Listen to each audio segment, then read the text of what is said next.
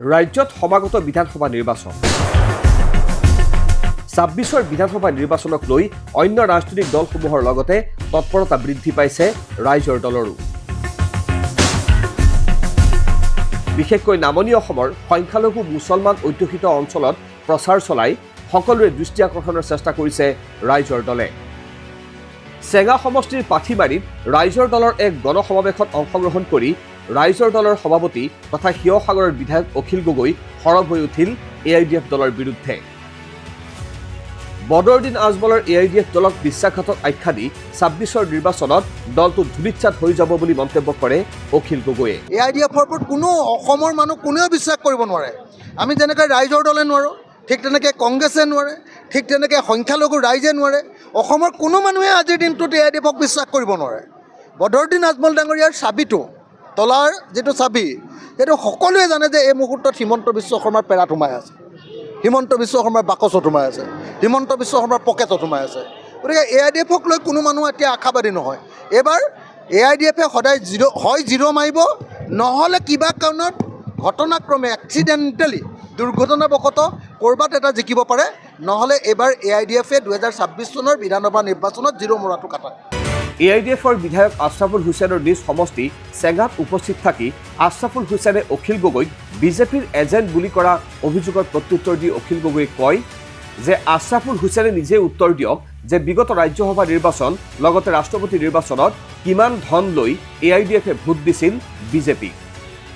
মই আশ্ৰাফুল হুছেইনক এটাই কথা ক'ব খোজোঁ, আশ্ৰাফুলে নিজে মুখ ফুটাই কওকচোন যে যোৱা ৰাজ্যসভাৰ নিৰ্বাচনত AIDFৰ কোনে কোনে বিজেপিক ভোট দিলে, যোৱা ৰাষ্ট্ৰপতিৰ নিৰ্বাচনত AIDFৰ কোনে কোনে বিজেপি দলক ভোট দিলে। মই সেইকাৰণে আশ্ৰাফুল হুছেইনক এই কথাটোৱে ক'ব খুজিছোঁ যে আশ্ৰাফুল হুছেইনে এইটো কথা কওকচোন যে যি সময়ত আমাৰ কোনো প্ৰাৰ্থী নথকাকৈ আমি ৰাইজৰ দলে যেতিয়া আমাৰ বিৰোধী ঐক্যমঞ্চক ভোট দিছিলোঁ, তেতিয়া আশ্ৰাফুল হুছেইনহঁতৰ পাৰ্টীয়ে কাক ভোট দিছিলে আৰু আশ্ৰাফুল হুছেইনহঁতৰ পাৰ্টী AIDFে কিমান টকা লৈ বিজেপিক ভোট দিছে।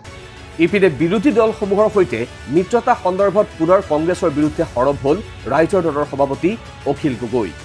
আমি কৈছোঁ যে সংখ্যালঘু এলেকাটো ৰাইজৰ দলক কেইটামান সমষ্টি দিব লাগে, কিন্তু কংগ্ৰেছে ভাবে যে নহয়, সংখ্যালঘু এলেকাৰ সমষ্টিকেইটা তেওঁলোকৰ বাপুতি সাহোঁ। গতিকে তেওঁলোকে সংখ্যালঘু এলেকাৰ সমষ্টিকেইটাৰ প্ৰতি মৰম বেছি দেখুৱাই আমাক এৰি দিব নোখোজে। সেইকাৰণে মই মাজে মাজে কওঁ, যদি কংগ্ৰেছে আমাক এটাও সংখ্যালঘু সমষ্টি এৰি নিদিয়ে, তেতিয়াহ'লে সংখ্যালঘু এলেকাত আমি বন্ধুত্বমূলক ফ্ৰেণ্ডলি ইলেকশ্যন খেলোঁ আহক। কিন্তু সেইটো চৰ্ত সাপেক্ষেহে কওঁ আকৌ দেই, আমি মাত্ৰ সামান্য ২-৪টা যেতিয়া সমষ্টি বিচাৰোঁ, সেইটোতো যেতিয়া বিৰোধিতা কৰে, সেইটোতো বিৰোধিতা কৰোঁতেহে আমি কওঁ যে তেতিয়াহ'লে আমি বন্ধুত্বপূৰ্ণ খেলোঁ আহক।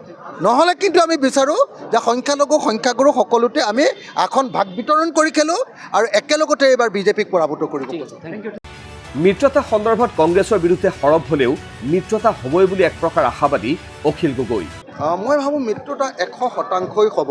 মিত্ৰতা সম্পৰ্কে আমাৰ লগত কংগ্ৰেছ দলৰ নেতৃত্বৰ কথা বাৰ্তা হৈ আছে আৰু মই মোৰ আশা যে ৩১ জানুৱাৰী ২০২৬ তাৰিখৰ ভিতৰত আমাৰ বিৰোধী দলবিলাকৰ মিত্ৰতা সমাপ্ত হওক। তাৰ কাৰণে মই বিশেষভাৱে কংগ্ৰেছ দলক অনুৰোধ জনাইছোঁ, কংগ্ৰেছ দলৰ প্ৰতি আহ্বান জনাইছোঁ যে আমি যিমান সোনকালে পাৰোঁ আমি বিৰোধী দলবিলাকৰ মিত্ৰতা কমপ্লিট কৰি দিব লাগে। কোনে কোনটো বিধানসভা সমষ্টিত ইলেকশ্যন খেলিব এই সিদ্ধান্ত আমি গ্ৰহণ। Bureau report, the web today.